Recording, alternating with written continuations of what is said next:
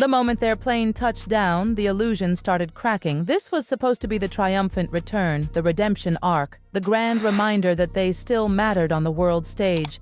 Instead, Australia delivered something colder than booze, harsher than protest, and far more humiliating than scandal. Silence. Not outrage. Not frenzy. Silence. Harry and Meghan arrived expecting echoes of 2018, when streets were packed, flags waved, cameras flashed, and people treated them like royalty reborn. But this time, barricades were standing like props on an abandoned movie set, long rows of crowd control fencing prepared for a stampede that never came. Someone approved those barriers, someone expected thousands, and then barely anyone showed. The cameras tried their hardest to hide it. Tight angles, cropped frames, repeated shots of the same man from behind for several seconds, as if one stranger's back could replace an absent crowd. But people noticed. They always notice. Then came the so-called glamorous centerpiece of the trip, the Her Best Life retreat in Sydney, a 5-star oceanfront fantasy where women were promised transformation, inspiration, intimacy, connection, all wrapped in Duchess sparkle. Tickets began around $2,699 and premium access pushed beyond $3,200. That is not a retreat price. That is a luxury ransom. And for what? A chance to breathe the same air for a few hours? The numbers tell the real story. 300 seats available. Reports of only a fraction sold. Some said around 47 serious attendees, tables at the back untouched, glasses still upside down, napkins folded like a restaurant waiting for customers who never arrived. Imagine paying thousands, flying in, dressing up, expecting a magical weekend, only to stare at empty chairs and wonder if you'd walked into the wrong ballroom. And then she appeared. Late. Surrounded by security so heavy it looked like a diplomatic crisis. Bags checked at the door, no filming, no photos, no spontaneity, no warmth, no evidence. She sat for a stage Q&A, spoke about hardship, pain, being trolled, surviving attacks, investing in women, and then delivered the line people still can't believe. I've spent all my life investing in women. Can I finally invest in me? In a room where people had just spent over $3,000 to see her. Read that again. They invested in her. And she asked permission to invest in herself. Then, before the event could even breathe, before the weekend could become a weekend, before dessert had a chance to arrive, she was gone. Straight into a waiting vehicle, off to a rugby match with Harry. 2 hours. Some said less. That was the premium experience. Now imagine the women left behind. The guests who justified the cost, defended the hype, told friends it would be worth it. Sitting there while the star attraction vanished into the evening, what exactly were they buying? Inspiration, access, or the privilege of being used as scenery for a comeback narrative that collapsed in real time? Organizers later insisted everything went according to plan, that she was only ever meant to attend the Q&A portion, that everyone was thrilled. Of course they said that. What else could they say while photos of half-empty tables were already spreading everywhere? Australia has a brutal talent for cutting through performance, and this time the country didn't even need words. The headline practically wrote itself. The crowd went mild. Meanwhile, Harry's face told its own story.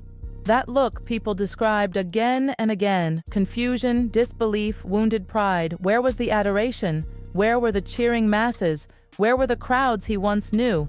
There is something uniquely painful about realizing the applause belonged to the institution, not the rebellion, that the magic may never have been portable, that titles can travel, but loyalty does not always follow.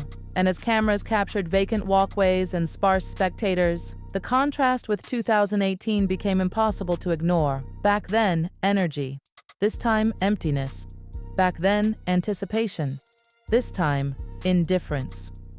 But the real sting was deeper than numbers or optics. It was the pattern: high prices, heavy branding, victim speeches, premium access, fast exits, a constant attempt to turn attention into currency and controversy into relevance.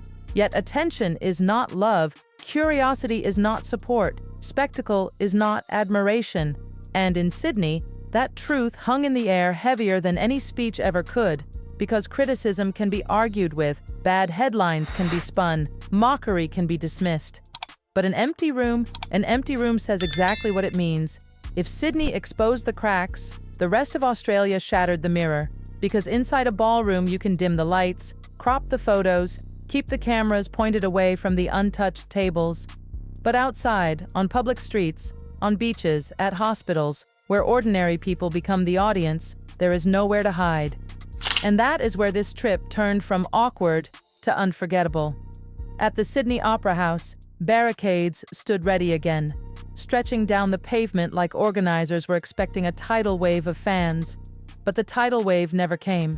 There were patches of empty space so wide they almost looked staged. Small clusters lingered in the distance, some curious, some passing by, some likely there for completely different events. Yet the cameras kept searching for miracles, zooming tight, framing faces, pretending 30 people were 3,000. But reality leaks through every lens. People online froze the footage, screenshot by screenshot, comparing the grand setup to the thin turnout. The symbolism was brutal. Barriers built for crowds, streets filled with absence. Then came Bondi Beach, and one woman lying in the sand accidentally became the symbol of the entire tour. Harry, Meghan, and their entourage moved across the beach with cameras, handlers, security, the full traveling production. There was open sand everywhere, endless room to walk around her, but they passed directly near the sunbather as she remained stretched out, calm, unmoved, unbothered. She did not look up. She did not adjust. She did not acknowledge them with even a glance. Nothing captures a national mood quite like indifference, and that woman delivered it without saying a word. She became legendary overnight because she represented what so many people were thinking. Life goes on.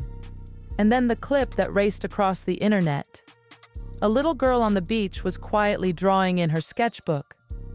Meghan leaned toward her, reaching into that carefully choreographed zone where warm public moments are supposed to happen.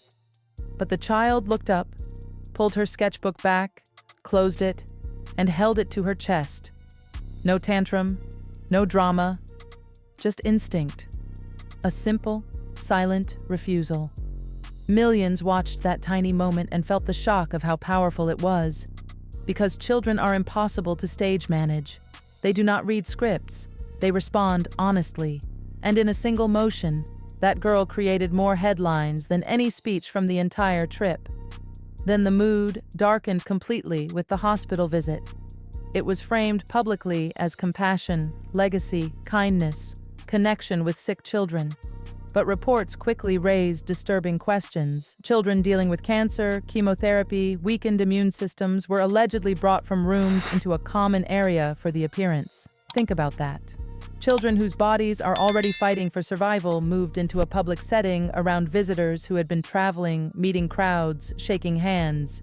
Even if some moments inside were genuine and kind, the optics became toxic fast. Parents were furious. Observers were asking who approved it and why. Because when vulnerable children are involved, the standard changes instantly. People stop caring about image and start asking about judgment. And then came the detail that pushed outrage into overdrive. The outfit worn during the visit reportedly went live for purchase through fashion links shortly after. That sequence became impossible for critics to ignore. Hospital visit, publicity images, shopping link. Whether intended as branding or coincidence, it looked transactional. And once something looks transactional around sick children, the damage is done. People do not forget that kind of contrast. The same accusation followed other stops, memorial appearances, tragedy sites, public sympathy moments. Critics said the line between awareness and self-promotion had vanished. Every camera angle, every designer outfit, every monetized connection fed a larger suspicion. Was this a humanitarian trip or a commercial campaign dressed in royal language? Once that question takes hold, every smile becomes suspect, every gesture gets dissected, every silence feels loaded. And while all this unfolded abroad, another storm was brewing back in Britain. Commentary grew louder that the family divide had become something permanent. Talk that Prince William was done. Not annoyed, not distant, done. Discussions even surfaced about Harry potentially being unwelcome at a future coronation. Think about the scale of that collapse. Two brothers who once walked behind their mother's coffin together, once stood side by side through grief, duty, and history, now spoken about as if reconciliation may be impossible. Whether every rumor is true or not almost becomes secondary when the public conversation has reached that point. The perception itself is devastating, and that is what this Australia trip truly revealed. Not just empty seats, not just awkward clips, not just headlines and mockery. It revealed a 6-year misunderstanding at the heart of everything. Attention is not affection. Controversy is not loyalty. Being watched is not being loved. People can click, comment, debate, mock, analyze, rage, and still never support you. They can follow every move and never stand beside you. After the interviews, documentaries, books, speeches, accusations, rebrands, and reinventions, what remained? A half-empty ballroom, a beachgoer who would not look up, a child who pulled away, barricades guarding empty space, and a growing sense that the world may finally be moving on. Australia did not need protests, it did not need banners or fury, it simply did not show up. And that kind of rejection is the hardest one to fight because silence cannot be argued with.